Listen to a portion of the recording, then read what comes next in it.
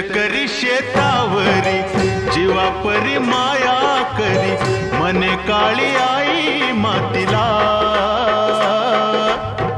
आनंदानं काळी आई भरभरून त्याला दे, डोईवर हात धरिला. दिसरातीचं करूया, राबूया जाऊया शेताला. जड घामाचं पाण्याचं प्रेमाचं शिंपूया शेताला.